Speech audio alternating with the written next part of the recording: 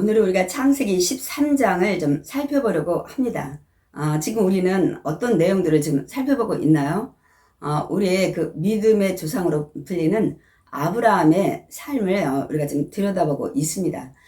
지난주에 그 아브라함이 아버지 데라가 죽은 다음에 하나님께서 다시 소명을 주시니까 아브라함이 이제는 가나안 땅으로 입성하는 것을 우리가 볼 수가 있었습니다. 그런데 우리가 이제 하나 깨달아야 될 것은 하나님께서 지시한 그 가나안 땅에 들어왔지만 어떤 일이 있었나요? 기근이 있었죠. 그래서 우리도 이 땅에 하나님 말씀대로 순종하고 우리가 살아갈 때 기근도 어떤 가난도 어떤 고난도 올 수 있다는 사실을 우리가 인정을 해야 합니다. 그러나 그 가난, 어떤 기근, 고난 이렇게 왔을 때 우리 이제 하나님의 자녀가 됐잖아요. 아브라함도 이제 하나님의 뜻을 따르기로 결정하고 가나안 땅까지 왔으면 이제는 어떤 세상에 그런 문제가 있을지라도 하나님의 방법으로 하나님께 맡기고 하나님의 지혜를 따라 우리가 행동을 해야 됩니다. 그런데 아브라함도 마찬가지였지만 저와 여러분도 그 하나님의 자녀가 된 다음에도 여전히 우리가 어떤 문제에 이제 봉착을 하게 되면 옛날에 우리가 살아왔던 이 세상의 방법으로 우리가 판단하고 움직이고 결정할 때가 너무나도 많이 있습니다. 근데 역시 아브라함도 마찬가지로 기근이 오니까 옛날의 인간의 생각, 경험, 판단, 기근이 오면 어떻게 해야 됩니까? 목축지를 이제 옮겨가는 이런 것들을 계산을 하게 되죠. 그래서 아브라함은 하나 앞에 기도하지 않고 옛날의 인간의 그 생각과 방법으로 곡창지대인 애굽으로 내려가는 것을 볼 수가 있습니다. 물론 잠시 어떤 기근을 피해서 옮겨갈 수는 있겠죠. 그러나 중요한 또 하나의 하나님의 말씀에서 이제 이게 벗어나는 것을 볼 수가 있습니다. 그 당시 예쁜 아내를 데리고 사는 남자들은 이제 항상 그 아내를 뺏기 위해서 상대방이 남편들을 죽이는 그런 경우가 고대 지방에 많이 있었다고 합니다. 그러니까 이제 아브라함이 애굽에 내려가면서 자신의 또 생명이 이제 위험할까봐 사라에게 내 여동생이라고 얘기하라는 것을 이렇게 말하는 것을 볼 수가 있습니다. 그래서 애굽에 가서 정말 사라를 여동생으로 사람들한테 얘기를 하니까 사라가 너무 예쁘니까 결국은 바로가 듣고 이 사라를 아내감으로 맞아들이는 걸 볼 수가 있습니다. 지금 큰일 난 거죠. 왜냐면 하나님께서 아브라함과 사라를 통해서 이 자손을 주시겠다고 말씀을 하셨고 사실 우리가 이제 창세기를 통해서 보면 이 아브라함을 또 사라를 통해서 이 땅에 예수 그리스도 메시아가 와야 되는데 지금 엉뚱한 사건들이 일어나게 된 상황입니다. 급하신 하나님 어떻게 하셨나요? 바로의 그 집에 재앙을 내리셔서 이제 사라를 구하게 된 것을 볼 수가 있습니다. 아브라함 그때 심정 어땠을까요? 아마 굉장히 놀라기도 했고 아마 뭐 깨닫는 게 좀 있지 않았는지 모르겠네요. 근데 뒤에서 보니까 아브라함은 또 사라를 여동생으로 이렇게 또 소개를 하는 걸 좀 볼 수가 있습니다. 아직 아브라함이 그 하나님 주신 약속에 대한 그 신뢰가 100% 있지 않게 되다 보니까 그런 문제들이 자꾸 발생을 하는 것 같아요. 근데 뭐 여러분도 마찬가지잖아요. 하나님이 주신 말씀을 내가 100% 신뢰하기 전에는 말씀은 말씀이고 또 내가 이 생각해서 판단하는 문제는 또 그 세상의 방법 내 생각대로 할 때가 많이 있잖아요. 완전히 하나님 말씀을 우리가 신뢰하게 되기 전까지는 우리가 이런 실수 많이 하게 됩니다. 그런데 이제 아브라함은 이 아내 그 사라를 이제 그 바로의 아내감으로 줄 때 바로가 아브라함을 굉장히 후대했다고 말씀하고 있죠. 이제 이 여동생을 데려가는 조건으로 양과 소와 노비와 암수, 나귀, 낙타를 얻었다고 말씀하고 있습니다. 그러니까 굉장히 이제 가축과 또 이제 종들도 얻게 된 거예요. 아브라함이 원래 그 하란에서 떠날 때도 소유를 좀 가지고 있었는데 그러니까 더 풍부하게 된 거예요. 이 아브라함이 그 옮겨 다닐 때 사라만 같이 다닌 것이 아니라 또 한 사람의 동행자가 있었죠. 누군가요?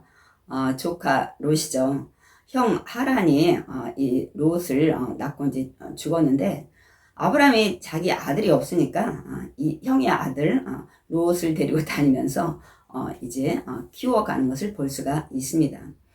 그런데 하나님께서는 분명 너는 고향 친척 아비의 집을 떠나 하나님 지시할 땅으로 가라고 말씀을 했기 때문에 사실은 이 조카 롯도 이제 보내야 되는 것입니다. 그런데 하나님께서 오늘 이 창세기 13장의 사건을 통해서 이제 이 조카 롯을 아브라함 곁에서 떠나 보내는 것을 볼 수가 있습니다. 아브라함의 소유만 풍부해진 것이 아니고 이 조카 롯의 이 양과 이 소, 많은 또 여기도 사람들이 있죠. 종들이. 그래서 소유가 풍부해졌다고 말씀하고 있습니다. 그래서 이들이 다시 가나안 땅에 네게부 쪽으로 올라왔는데 그곳에서 이렇게 아브라함이 가진 소유의 그 이제 가축들 또 조카 롯이 이제 소유하고 있는 이 가축들 그래서 이제 이 가축들을 이제 종들이 그 이제 기르고 있죠. 그런데 그곳에 이 아브라함과 조카 롯만 이게 그 가축들이 있는 것이 아니라 성경에 보면 가나안 사람, 브리스 사람도 그 땅에 함께 거주했다고 말씀하고 있습니다. 그러니까 가축의 수요가 많아지니까 목초지가 부족한 거죠. 그러다 보면 이 종들이 서로 다투게 되는 경우가 이제 많이 일어나게 되죠. 그런 일이 이제 많이 일어나게 된 것입니다. 그것을 아브라함이 보고 고민을 이제 많이 한 거죠. 내가 조카 롯을 데리고 이렇게 와서 내가 돌봐주고 함께 이렇게 살아가려고 했는데 지금 상황이 그런 상황이 아닌 겁니다. 그래서 아브라함이 이제 결단을 하게 됩니다. 그래서 이제 조카 롯을 불러가지고 얘기를 합니다. 우리가 한 친족이지 않냐. 나나 너나 내 목자나 또 내 목자 자꾸 이렇게 서로 다투고 이런 일로 불미스럽게 이런 일들이 안 일어났으면 좋겠다. 그래서 내가 이제 결정을 했는데 하고 이제 아브라함이 얘기를 하겠죠. 지금 이 땅이 온 땅이 주변에 많이 있지 않느냐. 그러면 네가 먼저 좀 땅을 정해서 옮겼으면 좋겠다. 네가 우하면 나는 좌할게. 네가 좌하면 내가 우할 테니까 네가 먼저 이 갈 거주지를 선택을 하라는 기회를 줍니다. 그래서 조카로도 이 삼촌 아브라함이 하는 말에 이제 공감을 하는 거예요. 가축이 점점 많아지니까 자꾸 목자들이 서로 다투고 하는 것들을 조카로 또 봤기 때문에 이제 옮길 거주지를 이제 정하는 것을 볼 수가 있습니다. 저 여러분이 그 살아야 될 거주지 장막을 옮길 때 여러분은 어떤 조건으로 또 이사를 좀 하시나요? 옛날에는 뒤에는 산, 앞에는 강 이런 이 지리적인 것들 이런 걸 많이 살펴봤죠. 그때는 이제 물이 많이 부족했기 때문에 이런 지리적인 조건들을 많이 이제 따졌는데 지금은 이제 이 물 같은 거로 이렇게 고민하지 않기 때문에 그 부분은 이제는 생각은 하지 않죠. 그러나 지금 우리가 살아갈 때 그 거주지 정하는 것은 정말 복잡 다양해진 것 같아요. 한창 공부할 학생이 있는 그런 가정은 학군을 좀 많이 살펴보고 또 연로하신 노인들이 계신 분들은 병원 시설, 편리 시설이 많이 있는 곳을 좀 보시고 그리고 뭐 직장인 뭐 이렇게 그 출퇴근하는 사람들이 많이 있는 그런 또 가족들이랑 근데 사실 교통편은 누구나 다 편리한 것을 많이 보게 됩니다. 그 다음에 또 어떤 분들은 나는 시끌시끌한 건 별로 좋지 않아. 그래서 이렇게 좀 조용한 그 전원주택 같은 이런 주택지를 또 원하시는 분들도 많이 계시고 이런 것 저런 것 많이 그런 것들을 조건을 많이 따집니다. 근데 다 좋은데 정말 여러분 빠뜨려서는 안 되는 조건이 있습니다. 하나 뭘까요? 하나 앞에 기도하는 것입니다. 우리가 다른 조건들 이렇게 우리가 살펴보고 이런 조항들을 우리가 또 좀 더 나은 지역을 선택하는 건 너무나도 당연합니다. 그런데 우리가 사는 지역에 축복이 넘쳐야 됩니다. 그렇다면 축복을 주시는 하나님이 그곳에 함께 하는 땅 또 지역이 되어야 합니다. 그렇기 때문에 우리가 반드시 그 여러 가지 조건을 우리가 또 살펴봐야 되지만 그것에 하나 더 하는 건 꼭 필요한 건 하나 앞에 기도하고 지혜를 얻으면서 하나님께서 환경을 열어주시는 가운데 우리가 옮겨야 됩니다. 사실 저는 부끄러운 고백인데요. 제가 이쪽에 그 교회 개척하면서 옮겨오기 전까지는 사실 저는 이사는 많이 안 했습니다. 근데 이사를 많이 하고 안 하고 문제가 아니고 제가 이제 그 부끄러운 것은 장막을 옮길 때 제가 그 부분에 대해서 하나 앞에 집중적으로 기도를 하지 못했다는 것입니다. 뭐 못했는지 뭐 안 했는지는 결론적으로 안 한 것입니다, 여러분. 그래서 때로는 장막 문제 때문에 또 어려움도 있었고요.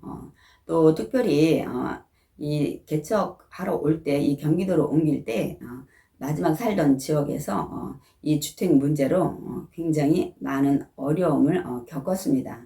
그러니까 제가 그 장막을 이사를 할 때 제가 하나 앞에 정말 열심히 기도해서 정말 하나님의 뜻을 알고 제가 옮겼다면 그러고서 이렇게 어려운 문제가 생겼다면 제가 하나님 앞에 이렇게 기도를 했을 거예요.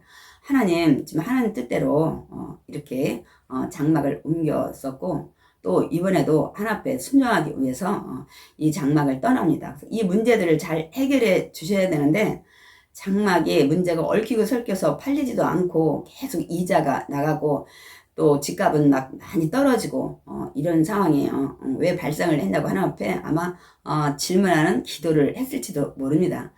그러나 저는 제 자신에 대해서 너무 잘 알아요. 제가 옮길 때 제 인간의 계산과 모든 방법으로 이렇게 거주지로 옮겼기 때문에 그런 어려움이 있을 때 하나님 앞에 한마디도 기도를 그 문제를 드릴 수가 없었어요.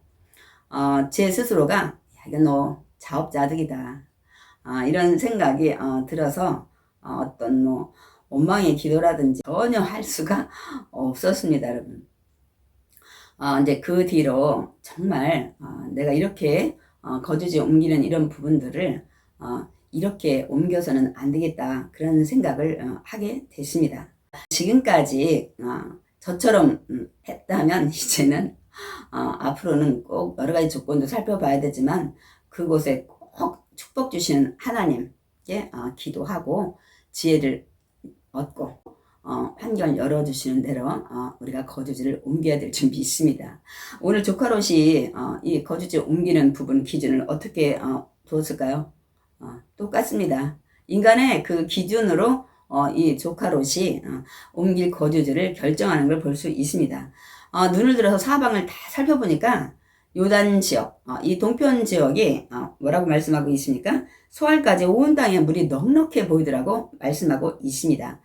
그런데 성경은 뭐라고 말씀하고 있어요? 하나님께서 아직 그 소돔과 고모라를 멸하시기 전이기 때문에 그때의 이 소알 땅의 그 조건은 하나님의 동산 같고 애굽 땅과 같다더라.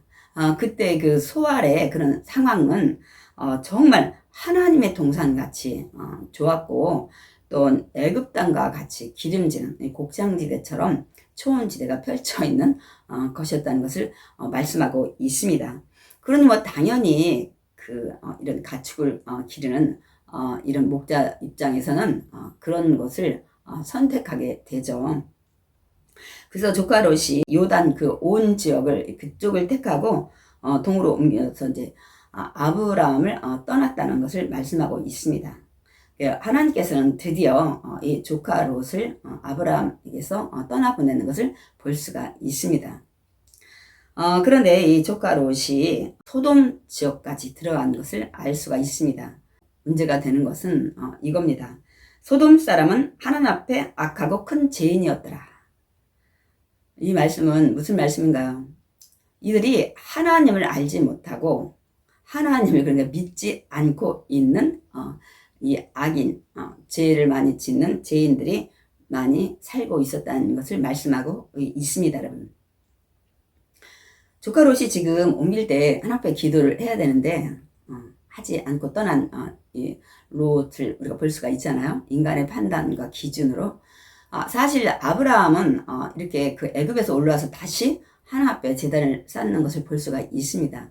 그렇다면 같이 그 동행하며 살았던 롯도 삼촌이 이런 제단 쌓는 것들, 하나님 앞에 기도하는 것들을 좀 봤을 텐데 조카 롯은 이제 그렇게 하지 않은 것을 볼 수가 있습니다.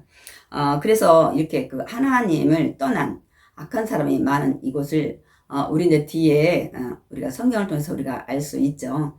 하나님께서는 그곳에 이제 불과 유황불로 멸하시는 것을 볼 수가 있습니다.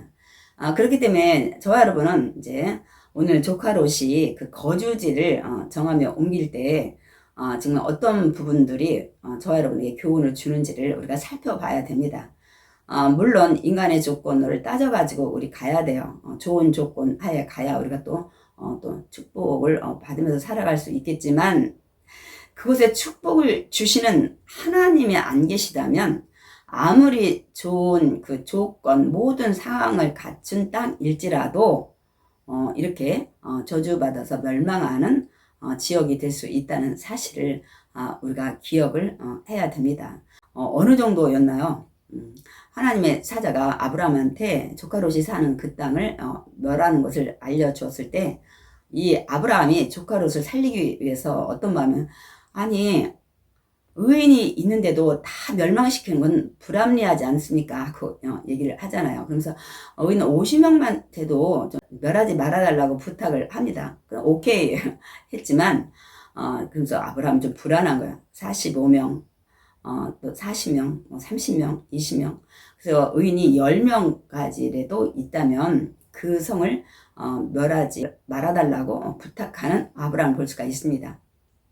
10명이라는 것은 사실 그 당시에 한 가정, 가장 기본 단위를 얘기하는 것입니다. 그런데 결국 그가 불과 유황불로 멸망을 당하잖아요. 그 정도로 의인이 없다는 사실을 증명하고 있는 것입니다, 여러분.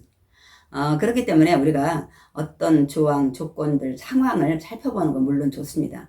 그러나 축복을 주시는 그 하나님만큼은 반드시 그곳에 계셔야 된다는 사실입니다. 저와 여러분이 축복을 받는 믿음의 자녀로 우리가 살아가게 되면 그 땅이 축복의 땅이 될 줄 믿습니다.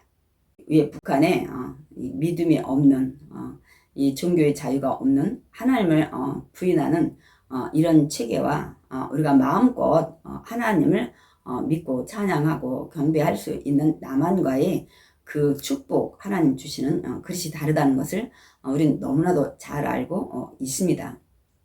그렇기 때문에 우리가 정말 그 부분을 다시 한번 오늘 조카 롯이 거주지를 정하는 이 문제에서 우리가 생각을 해봐야 됩니다. 조카 롯이 이제 떠났어요. 그때 아브라함 아무래도 조카 롯이 더 좋은 환경에 그 땅을 이제 가게 된 거죠. 그러면 아브라함이 남은 땅은 그렇게 좋지 못한 상황이겠죠. 그런데 아브라함은 하나님이 주신 땅에 거하게 되는 것을 볼 수가 있습니다. 그때 하나님이 나타나셔서 아브라함에게 눈을 들어, 아까 조카 롯도 눈을 들어 봤지만 보고 판단을 하나님의 판단 기준이 아니고 세상 사람의 판단의 기준으로 정하고 떠난 거죠.